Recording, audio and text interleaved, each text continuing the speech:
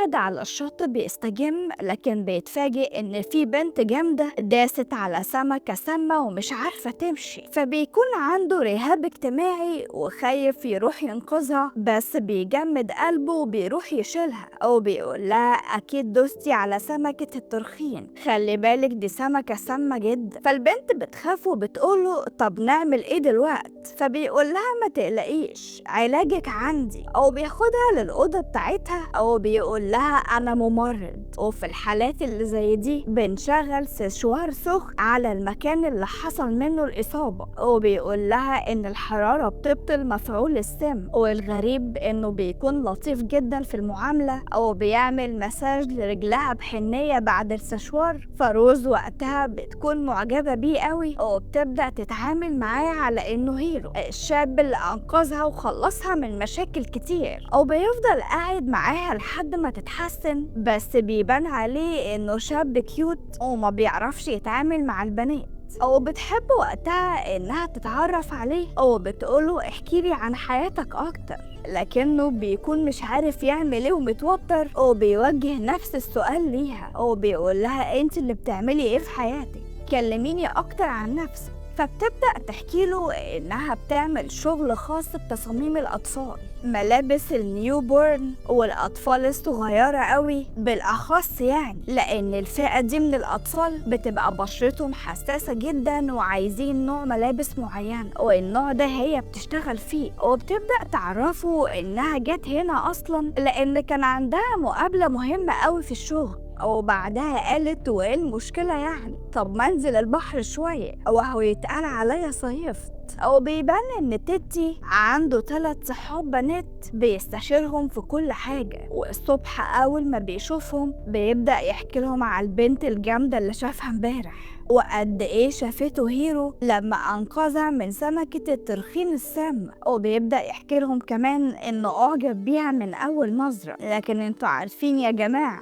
انا مش سهل اعبر عن مشاعري كده للناس، فبيكونوا صحابه متغاظين جدا وبيقولوا له هتفضل مكسوف لحد امتى؟ ده انت الفترة اللي فاتت ضيعت بنات من ايدك ما ينفعش تسيبها. وبمجرد ما بيرجع من سفره وبيروح شغله للمستشفى بيبان ان تيتي بيشتغل في مستشفى أطفال، وبيبدأ يمر على كل حالة عنده في اليوم ده، وبيروح وقتها يعدي على إليسيا البنت المراهقة المشاغبة جدا اللي مش بيعجبها أي حاجة ودايما بتعاندهم في العلاجات، وساعتها بيحب يسألها عن الصورة اللي عندها في الحيط، فبتبدأ تحكي له إنها مرتبطة بس ما قالتش لحبيبها بموضوع مرضها ده، وإنها محجوزة في المستشفى من شهور لأنها ما بتحبش تصعب على حد، إحساس الشفقة ده ما بحبوش. فبيقول لها على فكرة انت غلطانة، لو مش بيحبك كده كده مش هيبقى وهيخترع أي أسباب عشان يسيبك. وبيكون وقتها عنده ميعاد مع روز وبيفضل قاعد مستنيها بالساعات لحد ما بتروح له، وأول ما بتشوفه بتتفاجئ إنه جايب لها كتاب عن أزياء الأطفال في العصور الوسطى، فهي بتحب تلمح له إنها معجبة بيه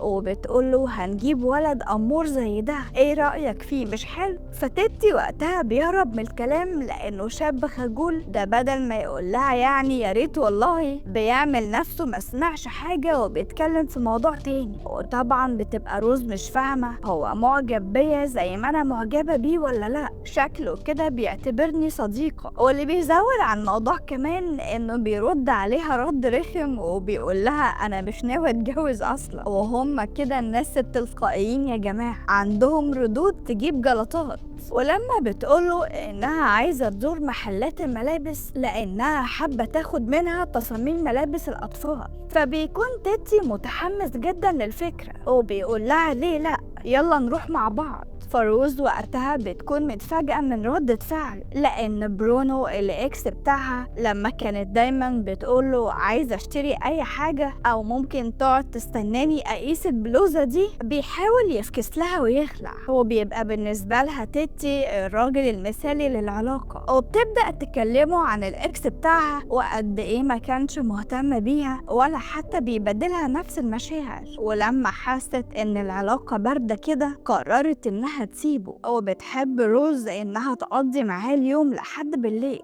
وبيبان من الفيلم إنها من اللحظة دي بدأت تحب تقابله كل يوم، وبتعدي الأيام وتيتي لسه مكسوف يقولها إنه معجب بيها أو بيحبها، وعمال يأجل ويقول بكرة. بس في يوم بيجمد قلبه كده وبيقرر إنه يروح يعترف لها بحبه، وبيتشيك وبيلبس الحتة اللي على الحبل، وأول ما بيروح يلمح لها بيتفاجئ إنها بتحطه في الفريند زون من بدري، وبتتعامل معاه على إنه أعز أصحابها. وبعدين أنت متفاجئ ليه يعني؟ ما هي عمالة تلمح لك من بدري وانت بتهرب. شفت الكسوف وصلك لفين؟ ولما بياخد الكلام في وشه بتسأله هو انت متشيك كده ليه، ما تقولي. فبيتخض وبيقول لها لا مفيش حاجة، اصلا كنت رايحة اقابل الاكس بتاعتي، اوعي تكوني فهمتي حاجة تانية. وساعتها تيتي بيمشي من عندها وهو مصدوم، والطبيعة بتكمل عليه وبتديله دش ساقع كده كان فعلا محتاجه. وطبعا من كتر الصدمة اللي هو فيها بيروح يقابل صحابه وهو واخد الدش كده وبيقول لهم شفتوا روزي زحلقتني، ممكن بقى تقولولي ازاي اصلح اللي حصل ده؟ عندكم اي نصيحة للغلبان اللي زيي ولا لا؟ فبيضحكوا عليه وبيقولوا له هو انت لسه فاكر؟ دي البنت خلاص فقدت الامل فيك من بدري. لا لا لا ما تحاولش، الموضوع صعب جدا، اللي بيدخل من الفريند زون ما بيخرجش منها. واسألنا انا نقولك على حاجة حاول تنساها، بس هو في حل كده لكنه صعب قوي. هو انت لو ما عندكش مشكلة تتعب علشانها هتحتاج شوية مجهود،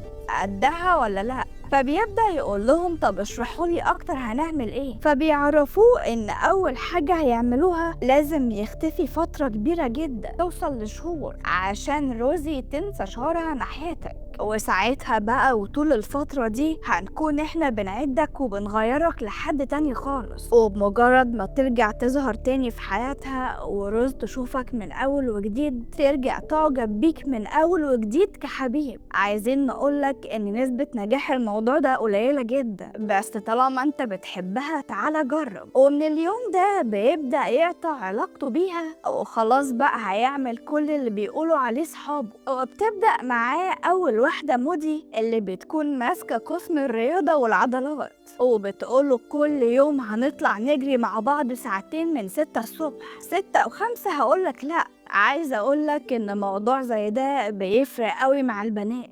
الشاب الرياضي اللي عنده عضلات اللي جسمه مظبوط، انما اللي عنده كرش ده محدش بيبصله. او بعدها بتاخده صاحبته التانية اللي بتكون ماسكة دروس الرقص، الجانب الرومانسي اللي هيشتغلوا عليه اللي بيجذب كل الستات. وبتبدأ تعرفوا ليلي ان البنات بتاعت الايام دي بتحب الراجل اللي بيعرف يرقص جدا، انما اللي ما بيعرفش ده بتحطه في الفريند زون على طول. طبعا بيبان عليه لخمة جدا لانه اول مرة يرقص في حياته اساسا، واول ما بيبدأ يجرب بيبهدل الدنيا وبيبقى شكله يضحك جدا. وبعد ما بيخلص دروس الرقص بيسيبوه يرتاح ساعتين وبيتجمعوا بالليل من تاني كلهم عشان يدوله اخر دروس، واللي بتكون دروس المغازلة. وبتقوله وقتها صاحبته الكسندرا اوعى تستقل بدروس زي دي، انا عايزة اقولك الباقي كله ملوش لازمة ودي أهم حاجة. وبتبدأ تمثل ألكسندرا إنها بنت جديدة وبيقولوا له حاول تتعرف عليها، يا ترى هتقول لها إيه؟ وطبعا بينايل الدنيا على الآخر وبيبدأوا يعلموه واحدة واحدة إزاي يبدأ يتكلم وكلامه يعلق مع البنات.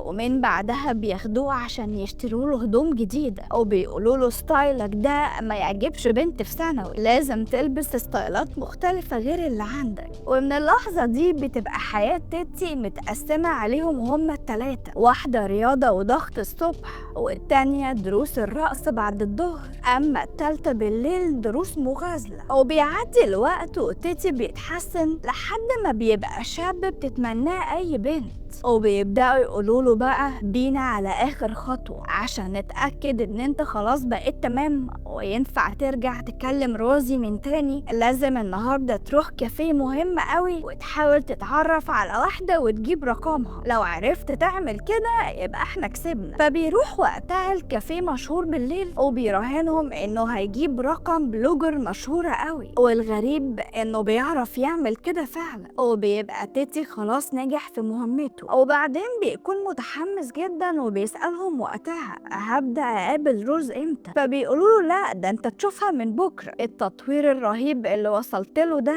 لازم بقى تبدأ ترجع تشوفها من تاني. وساعتها بيكون افتتاح المحل بتاعها وبيستغلوا يوم زي ده انه يرجع يشوفها من تاني. واول ما روزي بتشوفه من بعيد بتكون مش مصدقة وبتقوله كنت فين طول الشهور اللي فاتت؟ ده انا دورت عليك كتير قوي، حاولت اتواصل معاك كمان بس معرفتش. فبيقول لها انا كنت مسافر برا البلد اصلا، كان عندي تدريب في صربية. بس يا لها من صاعقة لما بيتفاجئ انها رجعت للاكس بتاعها من شهر، يعني بمجرد ما سابها ومكانه فضي قررت انها ترجع للاكس على طول. وطبعا بيحس ان مجهوده كله ضاع، يعني انا بقالي شهور باخد دروس وفي الاخر انت ترجعي للاكس بتاعك، طب انا عملت ايه؟ بس بيبان ان حبيبها ده بتاع ستات وبيروح يعاكس واحدة من صحابه وبيكون مصمم يتكلم معاها. وفي الوقت ده بيروح تيتي البيت وهو مش مصدق اللي بيحصل. كل ده عشان كنت خجول شوية، شايف الكسوف وصلك لفين؟ مفيش فايدة يعني اصرف نظر ولا ايه؟ وساعتها بيلاقي البلوجر المشهورة بعتت له رسايل ولانه متضايق بيقوله ايه المشكلة؟ طب ما ادي لنفسي فرصة، مش يمكن احبها؟ وساعتها بيروح يقابلها على طول،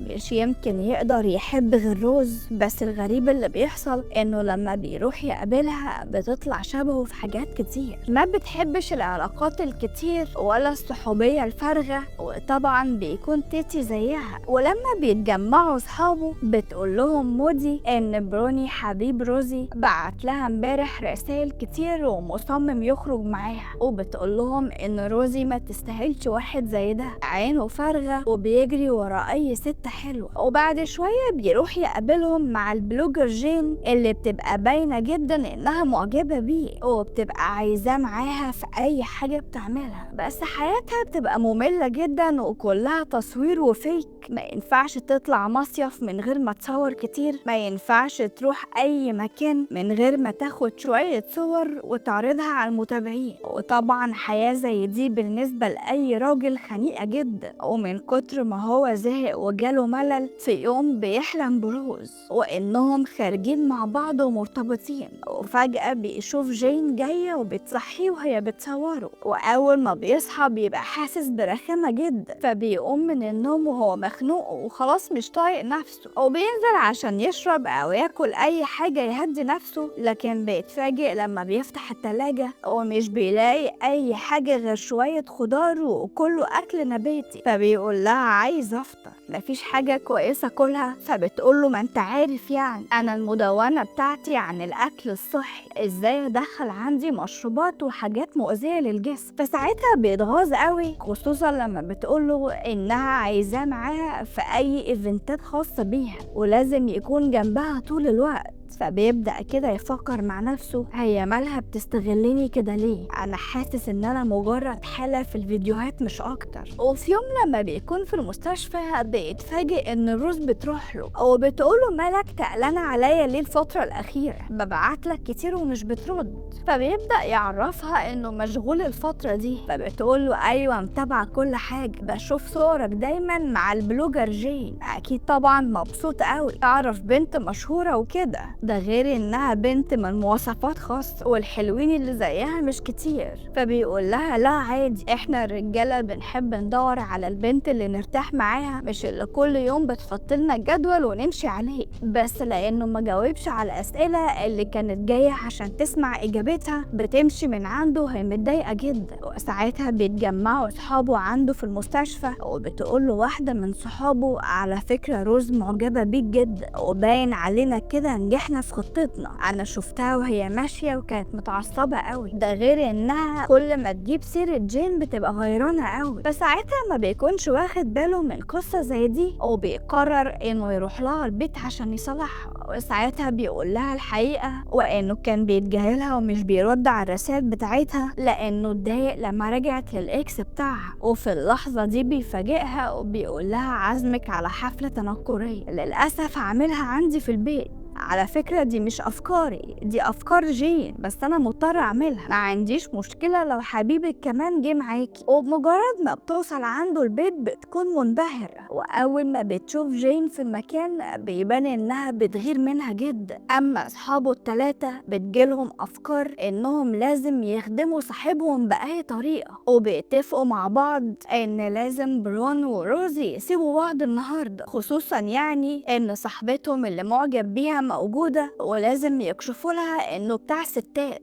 وبتعمل صاحبتهم نفسها بتتصور، لكن بيكون هدفهم انهم يصوروا صاحبتهم اللي وراها لما بتكون بترقص مع حبيبها اللي عمال يلف وراها في كل حتة وعايز منها ميعاد بأي طريقة. وفعلا روز بتعرف الموضوع وبتكتشف ان حبيبها بيخونها وبتمشي من الحفلة، فبيروح البيت عندها وبتقوله روزي انه لازم يمشي وما يسيبش الحفلة بتاعته، لكن تيتي بيبدأ يقول لها الحقيقة وانه ما عندوش اهم منها. بس بيتخانقوا مع بعض لما بتيجي سيرة جين وبتقوله انه زي حبيبها بالظبط ومفيش فرق ما بينهم، كل واحد فيهم بيسيب حبيبته وبيجري ورا واحدة تانية، وساعتها بقى بتقرر انها تطرده من البيت.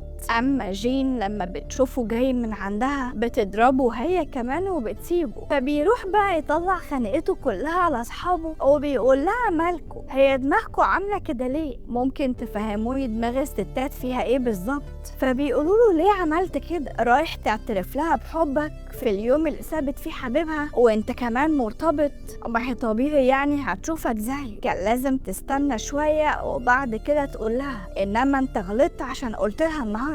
فبيبدأ بقى يهزق فيهم وبيقول لهم ان كل الستات محتاجين دكتور نفسي. وبيعدي الوقت وهو بيقرر يبعد عن كل الناس حتى اصحابه البنات، ما هو ما شافش من جنس الستات حاجة كويسة. بس في يوم كلهم بيتجمعوا وبيروحوا له، بس في وسط الكلام بيعرف ان روز بتبيع عفش بيتها لانها ماشية وسايبة البلد، فبيجري على طول بلبس المستشفى وبيحاول يلحقها، بس في عربية بتخبطه وبيفرق الدنيا كمان. النهاية الوحشة دي، وساعتها روز بتكون مصدومة وبتحضر جنازته. تفتكروا ده حصل فعلا؟ هتبقى نهاية الفيلم كئيبة قوي، بس أكيد لا. تيتي بيفوق وهو في المستشفى وبيبقى حصل له شوية حاجات بسيطة من الحادثة، وبيقرروا صحابه انهم ياخدوه من ورا الدكتور عشان يلحق يشوف روز. وبمجرد ما بيوصل عندها البيت بيلاقيها فعلا بتبيع عفش شقتها، ولما بتشوفه بتقوله هو ايه اللي حصل لك؟